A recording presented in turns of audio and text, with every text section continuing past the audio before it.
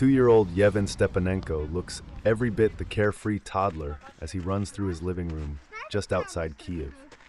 But his life and the life of his mother, Liudmyla Rodchenko, tells a different story, one that reflects the enduring struggles of Ukraine during the ongoing war with Russia.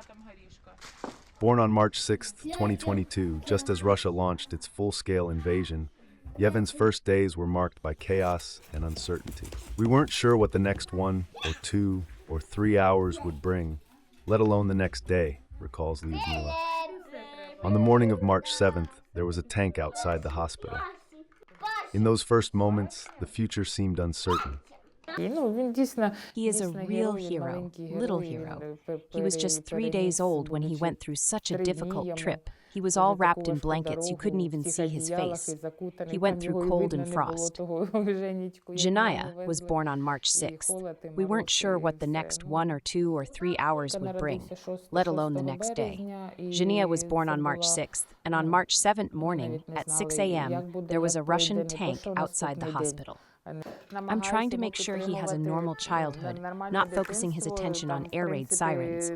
But when I get air raid alert notification on my phone, he says, "Mommy, I am scared, I am scared." When air raid alert is cleared, he says, "Cleared," though I think he does not fully understand what it means. Я так розумію, що він конкретно, не розуміє, що воно таке. Yevhen's life has paralleled the journey of Ukraine over the past 1,000 days, both of them adjusting to a constant state of war. Russian forces have relentlessly pushed forward, inching closer to Kyiv and ravaging villages along the way, while drones and missiles strike cities far behind the front lines. For Liudmyla, the fight has been a constant balancing act. As a single mother of 4, she tries to shield her son from the horrors of war while facing her own daily battles. "I'm trying to make sure he has a normal childhood, not focusing his attention on air raid sirens," Liudmyla says, though she admits that Yevhen is still frightened when the sirens go off. When the air raid alert goes off, he says, "Mommy, I am scared, I am scared." Despite the terrifying alerts, Yevhen's survival and resilience mirror the broader experience of Ukrainian families. Liudmyla reflects on the unimaginable circumstances that she and her newborn endured in those early days. "He was just 3 days old when he went through such a difficult trip," she says. "He was all wrapped in blankets. You couldn't even see his face." With no clear path to safety, Liudmyla fled with her newborn son across the country, seeking refuge wherever she could find it. During one of these desperate journeys, Ukrainian troops provided hot water for baby formula, and the young mother made it through by sheer determination.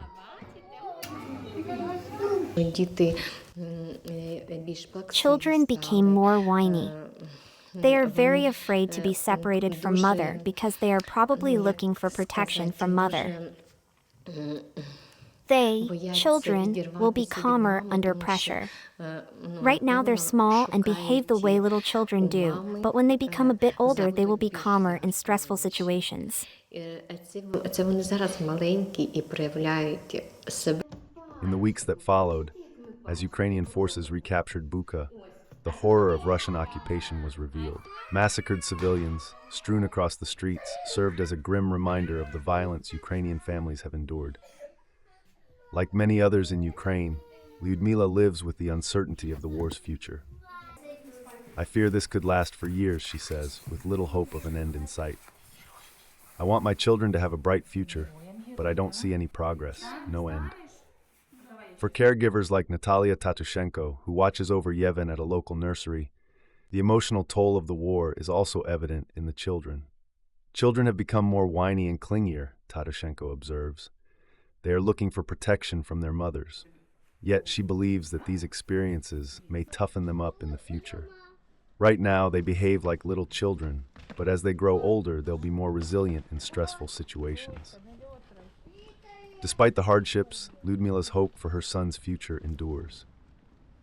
Zhenya, as she affectionately calls him, has become her little hero, but the challenges he faces have reshaped what a normal childhood looks like. When I get an air raid alert, he says, "Mommy, I am scared," she says, visibly emotional. What kind of mental health will these children have? What peace of mind? And it's not just the children who struggle.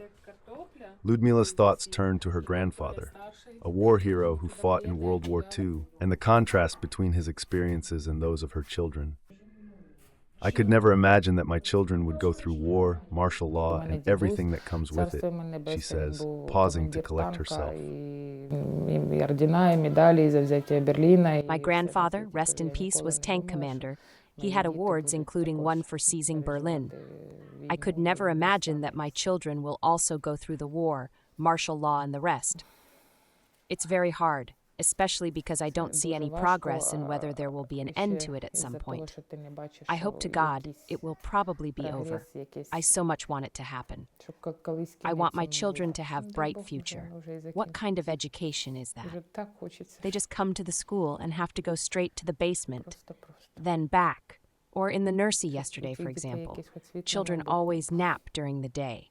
Had children gone to the bed when caregivers had to shake and wake them up, hastily put clothes on them because caregivers must bring them to the shelter.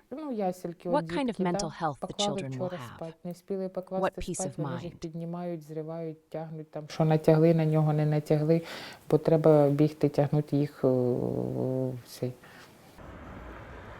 As Ukrainian forces continue to battle the Russian onslaught, the resilience of its people, particularly the children who will carry the legacy of this war, becomes a symbol of their unwavering spirit. Liudmyla, Nataliia, and the millions of Ukrainians who face this crisis daily will continue to hold on to the hope that this dark chapter in their history will one day end, allowing their children to grow up in peace. For now, they press on, and they remain, as ever, determined.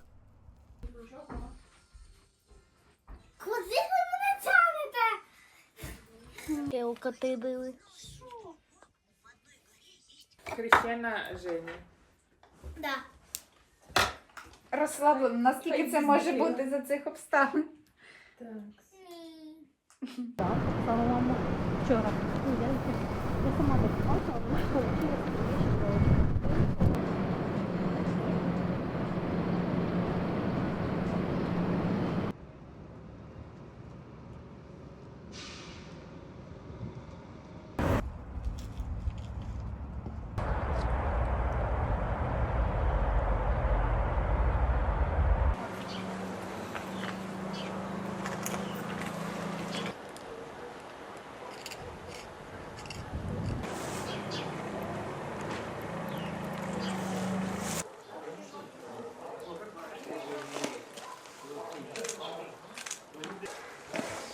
Дивіться на офіційну. Дурак. Так даже это могли